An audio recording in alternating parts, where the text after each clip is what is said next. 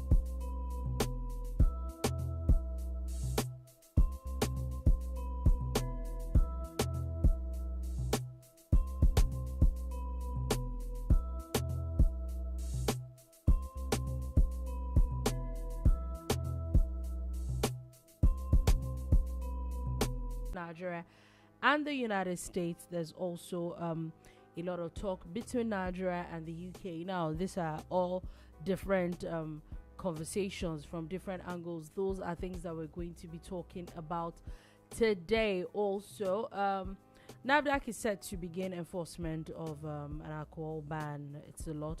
The EFCC has declared a former governor wanted. There seems to be an issue, or since they've been an issue for the past couple of days, about 2 weeks now. There's been one story or another concerning this person. They were going to be talking about that, and a lot of other things. The NNPC is in the news, and a few stories here and there, and even political stories. So sit back, relax, and let us enjoy today's gist as we go on today. My name is Oladoluko, and with me in the studio is Shola Rogers.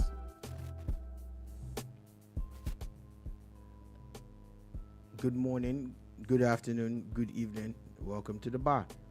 Okay, so like I said, we're going to be talking about quite a number of things today. I know that one of the very interesting conversations a lot of people have been looking forward to is update on President Trump's threat to Nigeria, blah, back and forth. And according to the Minister of Information, there's been talks that he has said that there's been talks between the federal government and the United States back and forth to that effect. Interesting. Of course, it's expected for any government that knows its onions to explore every possibility, just like the president had said. That's the president of Nigeria. He had said that he was going to, do everything possible, and told people not to panic and to calm down. And of course, you would see that everything has been done by the book. Sadly, we can't say the same for the American president when he made his threats against Nigeria, talking about a swift action and guns are blazing and all of that. And honestly, it just makes me feel like someone that has been bullied. It's sadly the way the world has been constructed, that people who have military firepower can say anything and get away with it and do anything. And if you don't, you either die fighting or you bow to their superior firepower. Not necessarily their superior logic or intellect. It's just guns. Like they said, guns are blazing, you know. So I kind of like want to say kudos to the Nigerian government. One of the best things I like they are doing is that they're exploring the back channels, which is the standard thing that you do in diplomacy. You don't go issuing threats. Honestly. But it is what it is anyway. And so Nigeria is indeed talking to the US government. They're also talking to everybody. And that's why you know that a few countries have come out, you know, in very subtle tones, because before things get escalated in any form, you still have to explore the opportunity to sit down and discuss.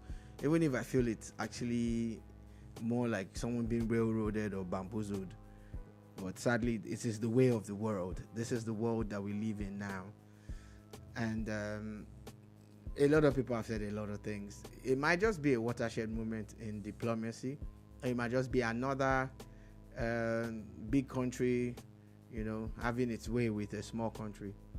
Small in the sense that they don't have the kind of firepower that you have, you know, because I know America will not issue threats to a few other countries.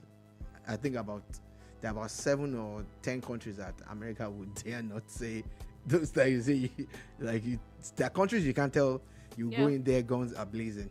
And the things that you allege are happening, even if people have told you over and over again that there's no Christian genocide in Nigeria. Yes, Christians are being killed. Muslims are being killed. Christians, traditionalists are also being killed. People are losing their lives, you know. There's violence everywhere. There's violence in America. America has one of the worst records when it comes to gun crimes in the world. You know, South Africa has its own fair share. Everybody has it. Israel has its own. Everybody. You know, so you're going to come into Nigeria under the guise of Christian genocide to save Christians. And I always laugh when people say that a non-Christian wants to save Christians. Anyway, we definitely will follow that matter, and we'll see whatever update comes up from that. But still talking about Nigeria and speaking to other countries. Now, this is another trajectory completely, but that the president is looking to secure a transfer of a former deputy Senate president. I'm sure a lot of people have forgotten that the man is in the UK serving, I think, a 10-year jail sentence, Ekweremadu, and it's looking like the president wants the remainder of that jail sentence to be done in Nigeria. Apparently, a delegation arrived in London on Monday, including the Minister of Foreign Affairs, the Attorney General of the Federation, and a few other people. And they're saying that the president is saying that if it's possible that the UK can transfer him to a Nigerian prison and let him use the rest of his jail term in Nigeria. Well, Nigeria seems to have some kind of good rapport with the British, so they might be of the opinion that they would leverage on that to get him off, not off the books, but off the British books, you know. However, you know, it's with mixed feelings for me. One, from the sentimental angle, you know, he's in jail for basically trying to save his daughter's life. Yeah. And he went about it the wrong way. And as a father and as a human, you know, I am like, what if I was in this situation? I pray I never am. I probably might have done something similar, if not exactly what he's done. So from that angle, I'm like, okay, a little bit of sentiment, but I always like to also put the law first and say there are other ways to get these things done, really and truly. Yeah. And you know, again, sadly, he had very terrible advisors also. You know, so the truth is that laws were broken, and someone else could have been exploited in the process. A guy that probably just maybe got some advice and he capitalized on it, and I'm sure his life has changed now, because I don't think that guy will come back to Nigeria. We'll just use that opportunity to stay back in the UK. Get in the UK. Yeah. So again, nobody's heard anything about the daughter that they are trying to save.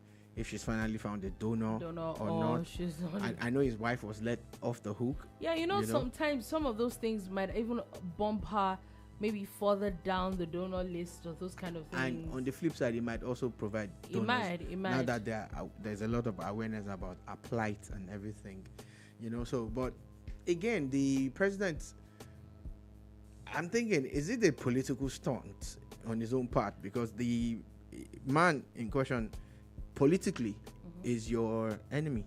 Yeah, so where I have a bit of an issue with this, and it's in two parts for me. Number one, they're looking at maybe to secure an early release or review of his sentence or humanitarian or legal grounds. Why? I don't understand the other.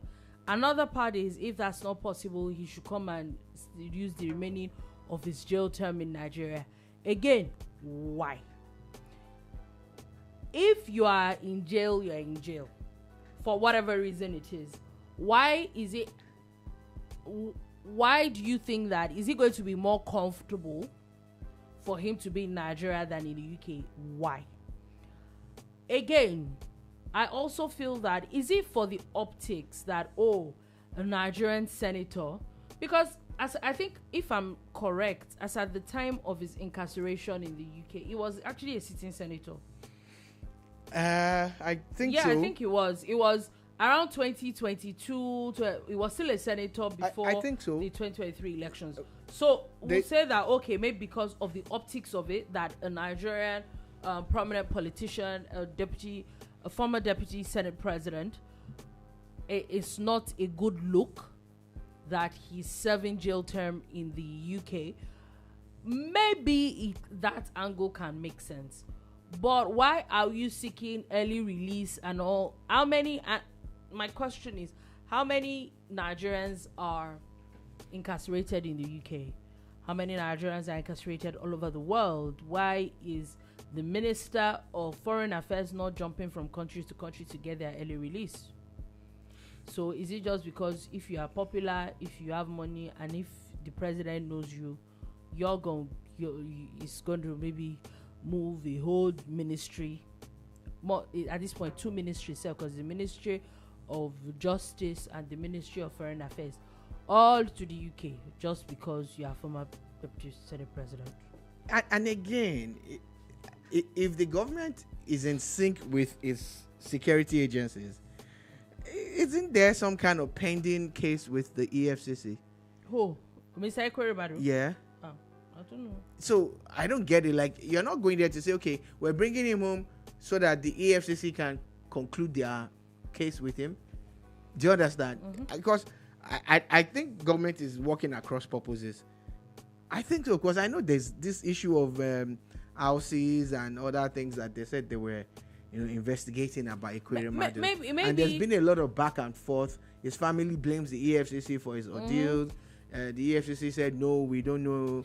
Maybe the EFCC, maybe the federal government needs to be a bit more clear about why you want him back in Nigeria. Maybe there's a need for more clarity. The people who are talking about a reduced sentence, they can't be bringing him for them now. Because if not, I make it make sense. So please, I need a bit more explanation to that. I think that if not, we're just rewarding bad behavior. That's what it means. But we'll see what the conversation will be. We'll see what the UK government is going to come up with. Yeah, there's actually an interim order that was granted, in favor of the federal government for the forfeiture of 40 properties. Okay, I think when he was in the UK and then in and outside the country, it was his son that was. I think I now remember. Yeah, that case was kind of concurrent with this case. So why are you trying to get him off the book for something else? I get that, but he actually does have another case, though. I don't know. At this point, I honestly do not know what the problem is. Everything politics with we definitely need a bit more clarity. Federal government of Nigeria and presidency, please, we need a bit more clarity on why you are pushing for early release and all that for someone that also has cases to settle in Nigeria. And talking about the EFCC and prominent people, the EFCC this morning announced that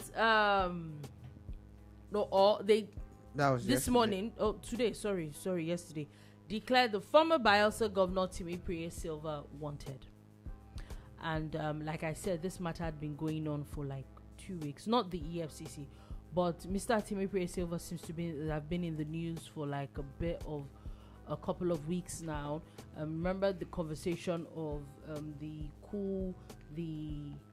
top soldiers that were arrested. It was said that his house was also raided. His Abuja home was raided. There was talks of how, he was in the UK, he ran away. He said that he did not run away, that he only went for medicals. Still doesn't make it. I don't know why. You push even lie. When it comes to this medicals thing, at least lie. Let's not make it so obvious. But anyway, now and then his house was raided, only for the EFCC now to have now declared him wanted. So according to the EFCC, this matter was taken to a court where the court had allowed them, given them a warrant for his arrest. So now, according to them, they're saying that it is in connection with an alleged case of conspiracy and dishonest conversion of $14,859,257. Thought I was going to say naira? No, dollars. This is almost $15 million. They said that the amount was part of the funds that were injected to the Nigerian Content Development and Monitoring Board into the Atlantic International Refinery and Petrochemical Limited for the construction of a refinery. Yeah. Refineries basically refine. They take one item and they change it into another thing. So if you allegedly took money from government to build refinery, you could have actually built a different type of, as long as the money has now been refined. Maybe you refine the dollar into naira, or you refine it into euro, or I don't even know which money they spend in Argentina. Not that I'm talking about anything in Argentina. I'm just mentioning the country that came to my mind. Exactly. So he's probably done some refining of that money, allegedly, and that's why they want him to come and show them the barrels of crude that they have converted into PMS, DPK, AGO, LPFO, and LPG, and if possible CNG. A few months ago, this man was trying to be governor of Bayelsa State. Yep. Do you understand? Like, again, I always ask this question. Don't you screen or vet people before they come out for elections? The information was not... Wait. Sorry, who's going to screen them? Remember that is the duty of the party. The party screens, but shouldn't the law enforcement people also do their own screening? I'm just saying, shouldn't it be standard? Like, someone wants to... Okay, so you're saying that, for instance, just let's even forget IGR. Let's say it doesn't have access to IGR.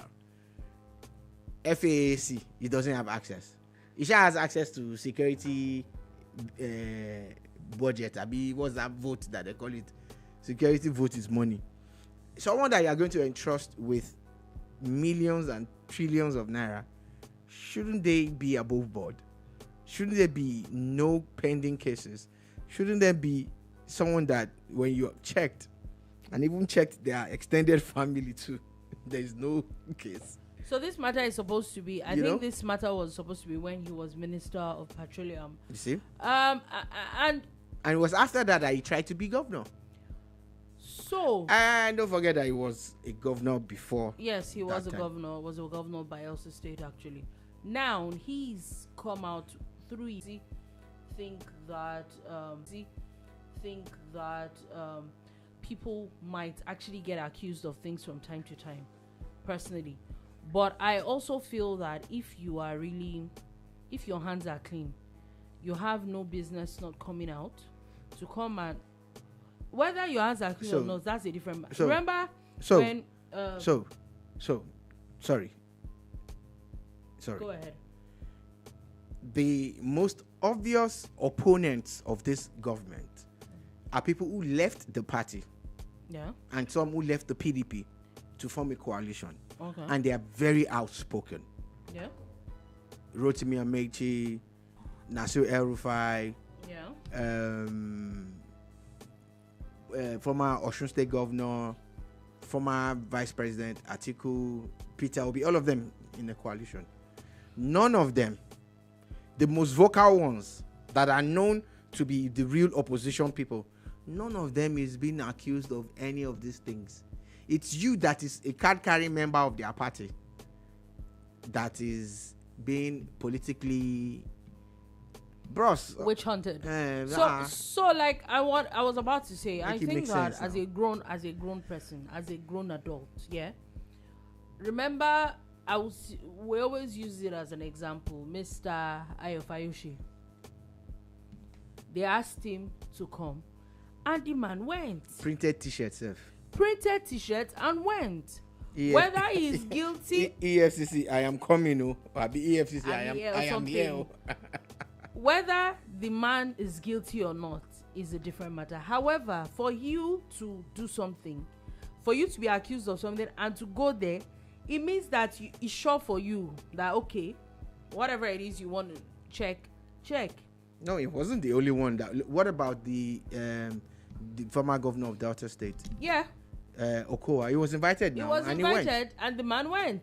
The former governor of Anambra was actually even picked up after his tenure. Oh, yeah. He was there for a while, and they let him go. And he's in America. Has been in America ever since. So if you don't have if you don't have any, what's it called, in your cupboard, number one, you'll not be talking through your spokesperson. Where are you? After the matter of, whether you were involved in coup plot or not, you have refused to come back to Nigeria. So now what's in it? The EFCC is accusing you, and you are saying, it's a witch hunt. Story. We've heard all that English before. Come and clear your name. If you do not come and clear your name, I don't see any show of guilt that is more than that. Politicians. Bloody hell. Story. Allegedly, this person, carted almost $50 million away, meant for a refinery. Allegedly, right? No, the money is for an agency. It was they won't use that for refinery now. Who is the owner of the refinery? Nigeria. No. Well, it was used to. It was diverted so that it would. From where to where? Diverted from where? From the coffers of where? From the coffers of the government to a private refinery. No, maybe you should read your story well again. Yeah. I'll look for it. Okay. The bottom line is that money is Nigeria's money. Oh yes, it's Nigeria's money now. Of course. You all didn't use it for what it was meant for. So come and account. Simple. And maybe when you come back, you can also clear the air about being involved in an alleged plot. If they're mentioning you, it's not a big deal now. You just come back. It's not a big deal. Just tell them, What I don't like your story. What do you mean by it's not a big deal? Life is not as hard as you people make it look. Coup plot is not a big deal. It's alleged. You can unallege allegation of stealing $50 million. It's not a big deal too. At least it's not 16, it's not 17, it's just 15. It's not a big deal. How many $50 million do you have? It's not about me. I'm not the one that is alleged to have stolen now. I'm just saying the fact that you're saying that is. I'm not the person in the odd seat, but again, for someone like him, you think it's a big deal. It's not. So if it's not a big deal, you should come back now. That's my point now. So where do you think I was going to? Where have I been going since? I said, you should come. It's not a big deal. And you're not you're making it about me. I mean, I'm here now. Where do you go? Anyway, we'll definitely follow that. Anything you see from my account now, Netflix money, make the no go cut them.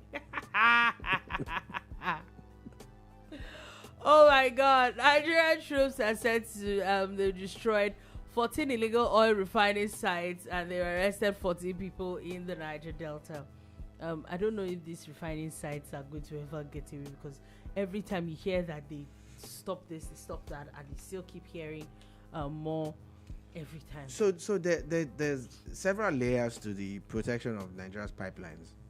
You get, I know they started the digital and automated ways of monitoring the pipelines, like Saudi Aramco does. They have the Tantitas of this world, the private security companies who are helping with the monitoring of the pipelines. Then the Nigerian military also patrols, you know, the Navy, the Air Force, Army, and all of that. Could it be that they're not really doing enough? I'm not saying they're not trying, but maybe they're not hard enough. They're not harsh enough. You get. The other day, I think they sunk a ship up and people were shouting, maybe they need to do more of that. Yeah. You know, because they really need to deter these people from doing this thing. Beyond the fact that they are stealing, you know, crude, they're also destroying the environment, because, you know, they refine in a crude way. They refine crude in a crude way. The irony of life. And most times, you know, the waste and everything is just dumped.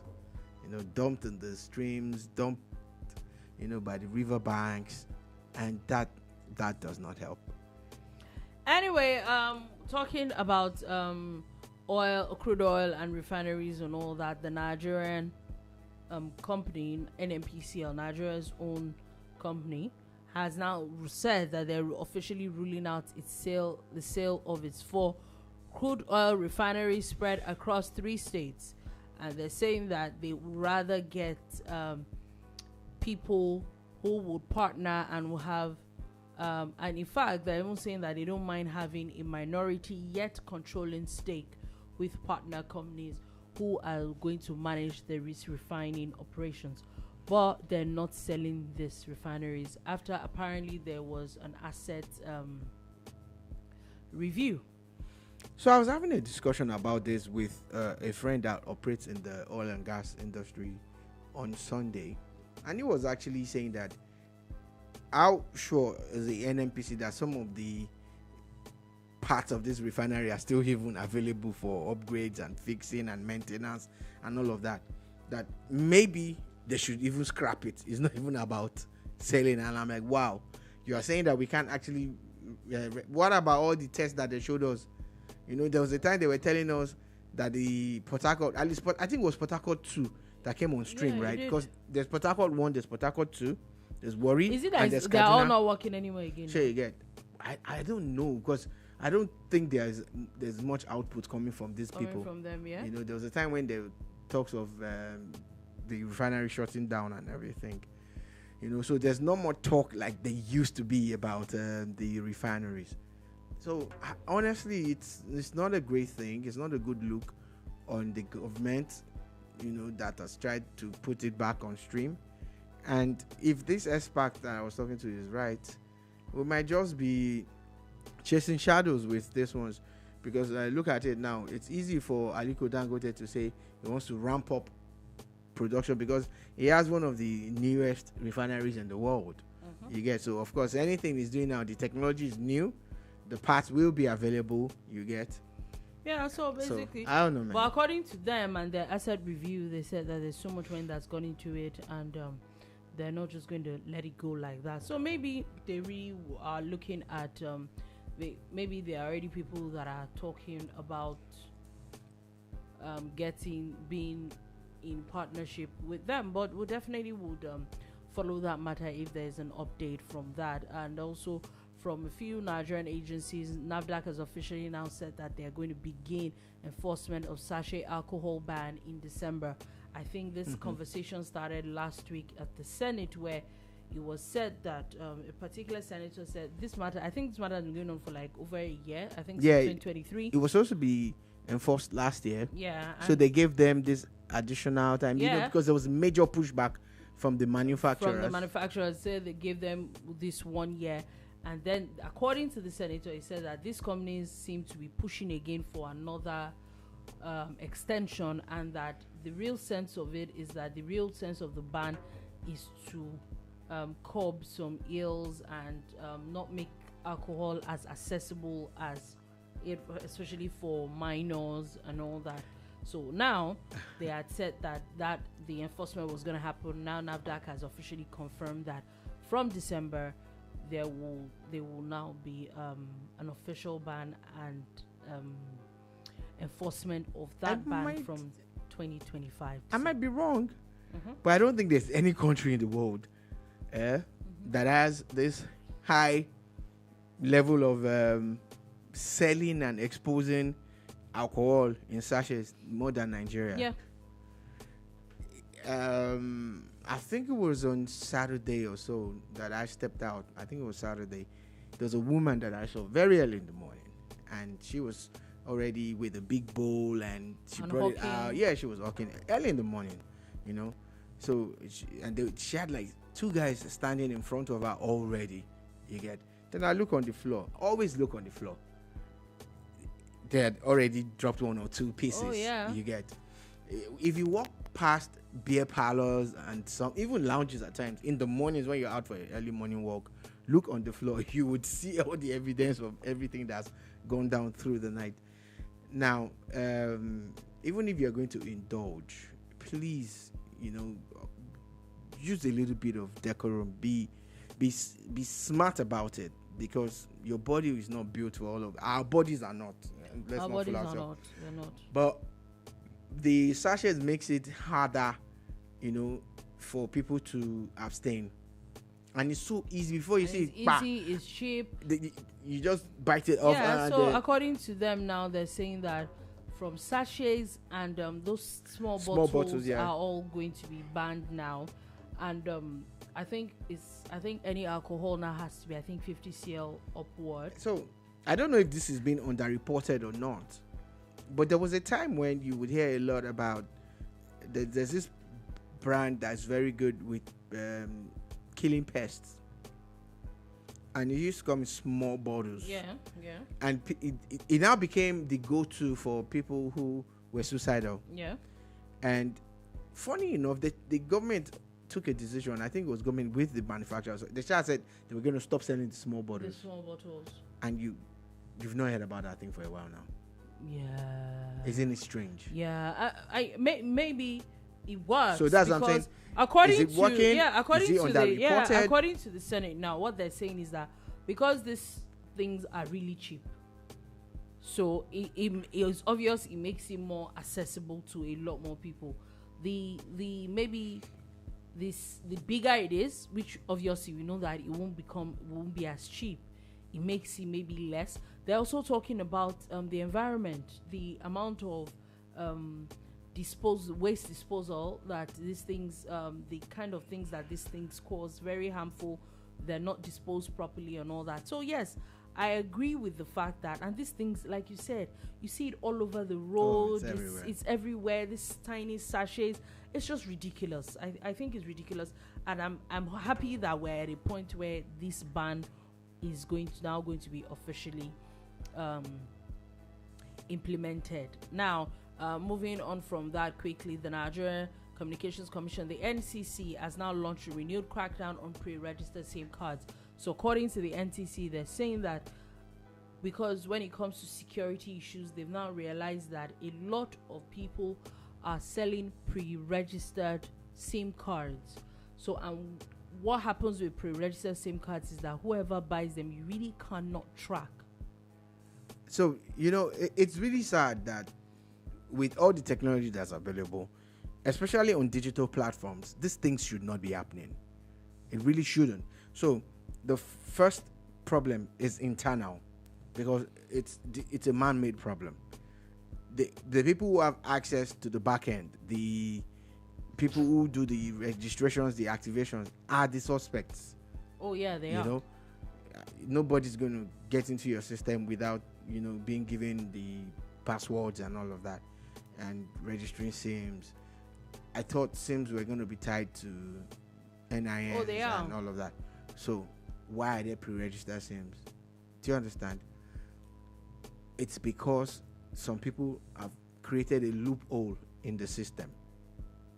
But if you cannot track them, if you cannot build a system that shuts it down and tracks them and shuts it down, then we will still continue to have these problems. And that's why a lot of criminally minded people are the ones who buy these things to perpetrate all sorts of crimes. Exactly. Anyway, so definitely, so NCC is saying that they're looking into that. Although I like the fact that they are actually seeing it as a problem. The fact that they've actually noticed that, okay, this is a problem, I think it's a good start from that. Anyway, let's go to the court. As Federal High Court, as again, this is the second one that is stopping it. There's a third court case around the People's Democratic Party's planned national convention that is supposed to take place in Ibadan, November 15th to 16th. I feel for the host, the governor of Oyo State, and all the people who have already planned to make it to that place. Even the businesses, the local businesses, the hotels and apartments, the transporters. I feel for them, that a party that seems to be playing yo-yo with its own very existence, is just playing with you too and your own existence. Do things by the book. Do it the right way. As of last week, there were 2 chairmen of PDP, 2 secretaries, 2 BOT chairmen. Didn't make any sense. I know we were saying it here that isn't it sad how the judiciary seems not to be on the same page? Yep. That there's a court that has granted an injunction or a stay of order. Then someone goes to a different part of the country, to get another judgment. So apparently, I sat down to read this particular one, and I think that where they keep all these people that keep going to different courts, what they keep exploiting is the fact that, like now, for example, this court judgment was instituted by former Jigawa State Governor Sule Lamido. Now, he made it personal, this alleging that he was unjustly denied the opportunity to purchase the nomination form for the national chairmanship position, thereby excluding him from the exercise, and saying that it was necessary because now the court has now stopped the convention because they're saying that PDP failed to comply with relevant legal requirements that is affecting Sule Lamido. Yeah. So I'm like, okay, makes a lot of sense. And at this point, maybe you can't blame this court because now I'm not even blaming these people. I'm referring to have become. They've made it personal. Each person has their own reason for. No, I'm referring to the judgment that said they could go ahead. That's the one I'm referring, because there was one that had stopped it. First, yeah. When that one stopped it, they should have looked at the issues around that one. If the PDP is really serious about really, cleaning house and moving forward and getting back to its pride of place, they would have sat down with the aggrieved members. You get. But they played a quick one and had another caucus meeting and did other things and went to court and court. That's the one I'm referring to. I'm saying that if they had followed the first one, there would have been no need for a second or third judgment in court. That's my point. That's the point that I am making. And it's really sad that every time they do this, they're just basically, knocking the nail in the coffin of the PDP more and more. They are more or less burying themselves. Yeah, burying themselves. There's a guy that's resigned from the PDP today again. He's a member of the House. And I heard this from Plateau State. And you can imagine what's going to happen with the... there are stories of him already having meetings with the chairman of the APC, who I think is from his state too, I think Wada is from Plateau, right? Plateau State, yeah. So there you go. And you think it won't be justified for him to also now cross carpet? Cross carpet, yeah. But anyway, we'll see where all that conversation is going to. Moving on from that, still talking about there are a bit of politics we're still going to be talking about. But before we leave Oyo State, apparently a lot of people, a lot of protesters have come out, and it looks like this is the second day of protest that is happening in Oyo State now. And what are people protesting for? Apparently the Oyo State government wants to expand the Ibadan Circular Road Corridor project, and they're saying that this expansion is going to take up a lot of land that is meant for citizens of Oyo State. So they're saying that they do not want the expansion. Well, there will always be resistance to change. People will always fight back. Have they looked at the project in its entirety to look at the benefits, the pros and the cons? Ibadan is a big city, but Ibadan already has a traffic problem also. It's becoming congested. A lot of people have moved there, and more people will move there. So it might just be for the greater good that the circular road expansion has to come to place. And government already knows. Government owns land anyway, regardless of whatever title you think you have. The governor still is backed by law. So, but if he's going to, look for a middle ground somewhere, look for a solution, maybe relocate the people and also compensate them so that the roads can be done. And if they do not have papers, all these protests would not make any sense. Would not make any sense. Anyway, like I said, there's still a bit of gist coming from politics, as now the Obidient Movement, specifically the national leader of the Obidient Movement, I think Yunusa Tanko, had made a very interesting statement today, and he said that Peter Obi's popularity is intact despite the Labour Party loss in Anambra State. The results of the Anambra elections will beg to differ with you, Isn't Mr. Tanko. Just speak fully. The results of the Edo elections will beg to differ. The results of the runoff elections in different parts of Nigeria will beg to differ. And we already said it here yesterday when we were looking at the fallout of the Anambra elections. I think you're doing a smart job, that's Dr. Tanko, by, of course, trying to still hold on to what I think you had. But it is my strong opinion that your online presence is not commensurate with your offline presence. And there's no bigger place to actually say that than what happened in Anambra. No. When Apuga brought Soludo about 4 years ago, it could barely get 200,000 votes. Yeah, he struggled. Yeah. Now, 73% of the votes. Yeah. 422,000 exactly. votes. And it's funny, And, like I said. And your combined results for ADC and PDP is not even as much as what YPP had. Yeah. Again, I said, I really think that it is peak fooling, as they say, for you to, because at the end of the day, when you talk about popularity, what is popularity? Popularity is in numbers. Yeah. If your popularity or your so-called popularity cannot be converted into numbers, please, what's the popularity meant for? I saw the video. You can't say that with your full chest. I think that you are deceiving yourself. I saw the video of the senator, the NNPP senator that joined the APC, I think 2 days ago. Mm-hmm. Jubrin, right? Senator Jubrin. And he actually had some kind of rally.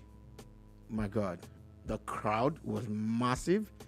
And then, at some point, he just gave a signal, and all the red Kwankwasia caps started turning to blue caps with Tinubu's logo.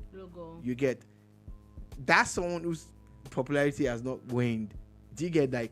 In the NNPP stronghold with the Kwankwasia movement, is still able to command that much presence in public. That's popularity. Do you understand?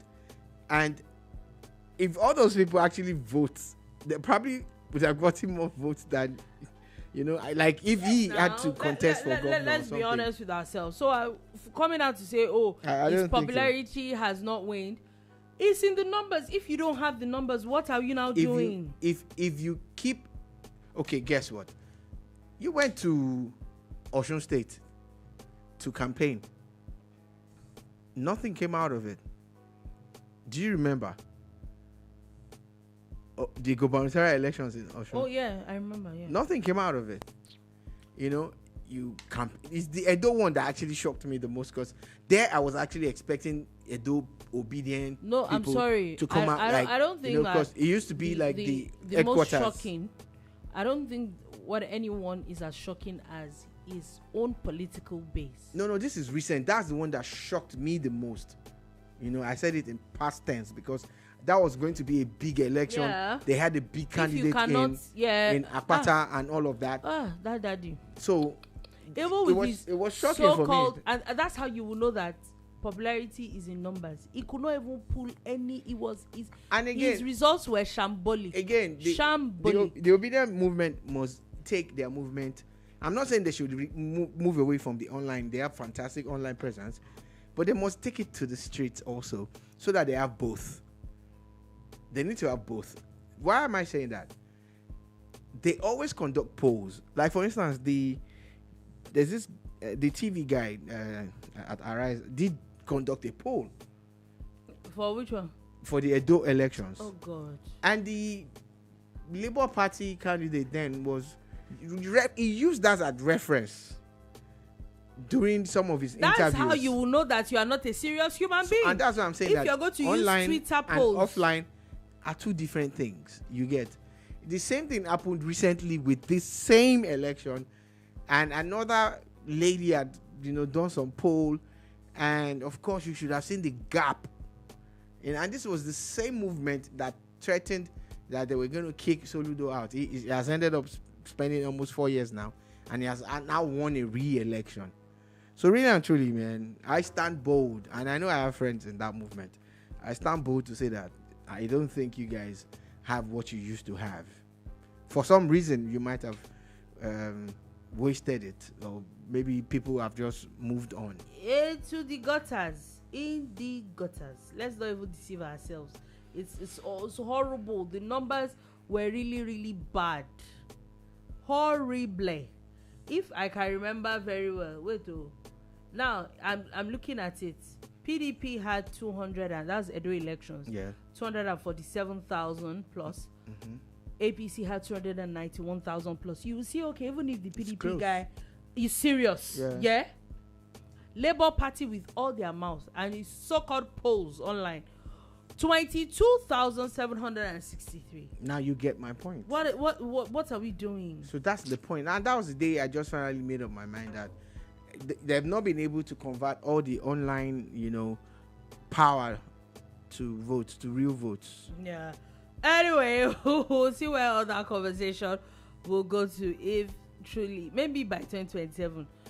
And I think that it will be too late if you do not start work, which you should have started work in 2023.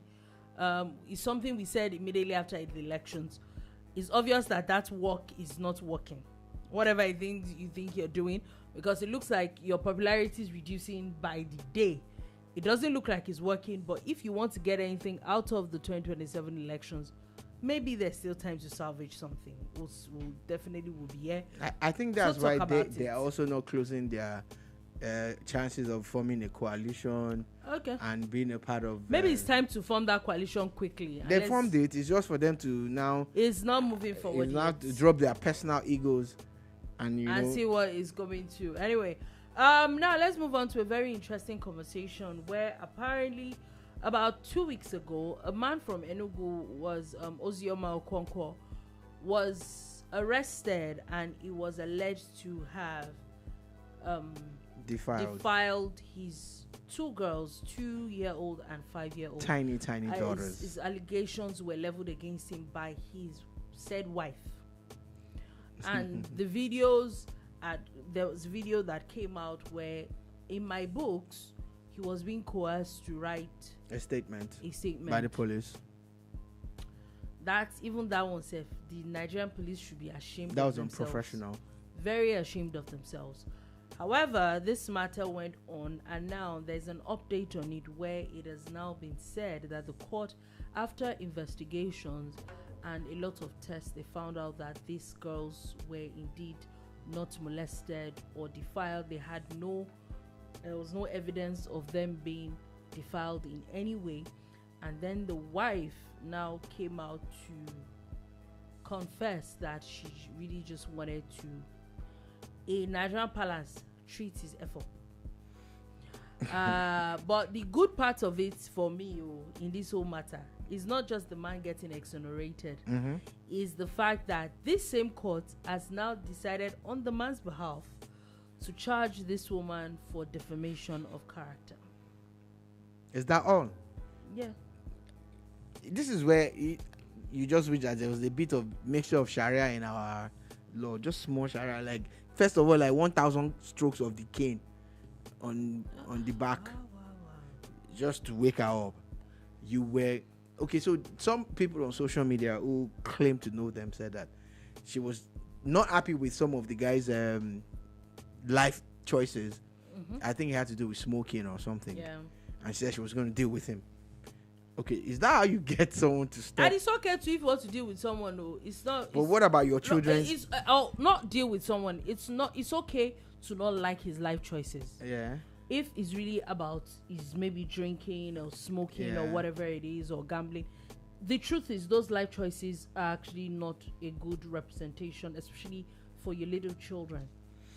How does that now translate to literally saying you really want to get rid of him? Is it that you want to get rid of him but you don't want to kill him? You're sending him to prison, and he will be put away for a very long time. Now picture if this was somewhere in Kaduna where they have very strict laws against this kind of things. The man will probably have been chopped.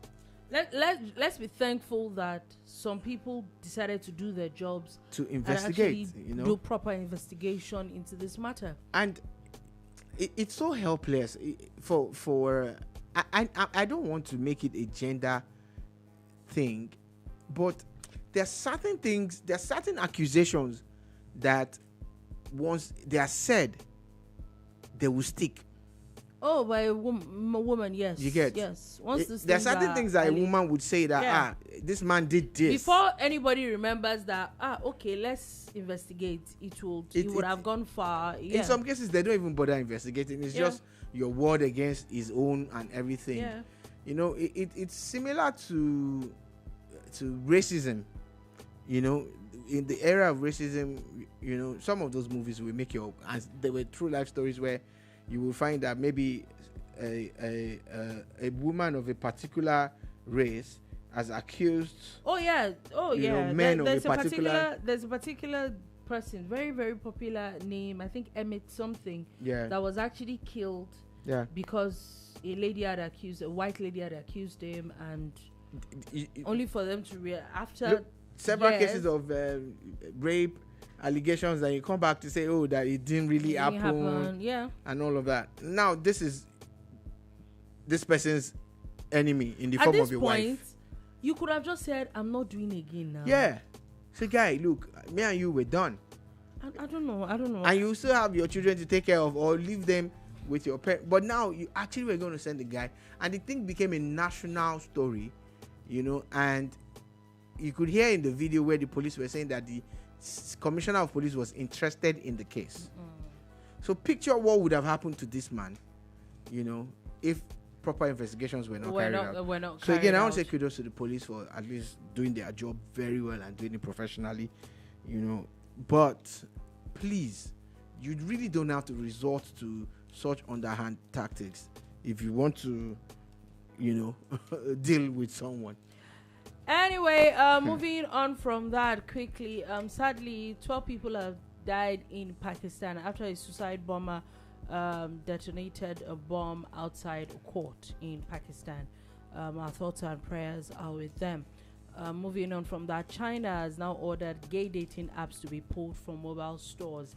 They're saying that it's against the law to be gay in China, so they don't see a reason why they should have those apps should appear in their. I'm even surprised that the apps appeared in the first place. This is China that they don't have Facebook, they don't have certain apps that are just normal to everybody. They have their own Sina Weibo and all the other things. So I'm not surprised. I'm actually surprised that those apps exist in their Play Store. In the first place at all. Yeah, interesting news. Anyway, before we leave, let's do a bit of sports concerning. We know that Nigeria is going to be playing this weekend. Nigeria is going to be playing the World Cup playoffs. Isn't it on Thursday? Yeah, one is on Thursday. I think another is on Saturday or Sunday. I'm not sure. But basically, according to the last count, there were about 21 players in the Super Eagles camp. I think they're waiting for 2 or 3 people left. But I think it's fantastic at least.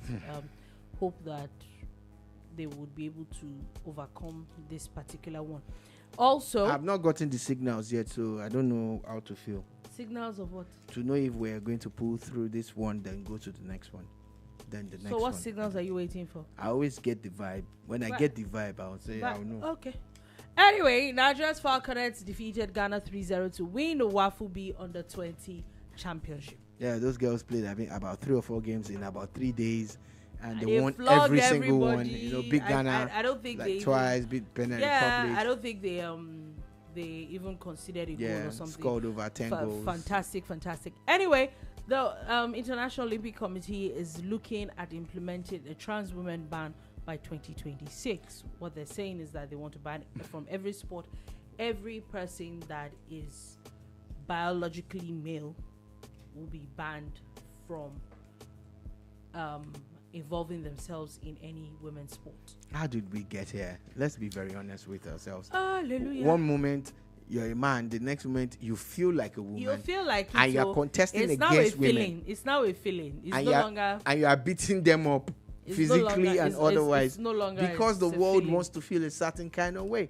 Now, so what they are saying is that scientifically it has been proven. Like we didn't know before. I'm laughing like there was no problem before. Who created this problem? How did? I don't know. So suddenly, now they have confirmed that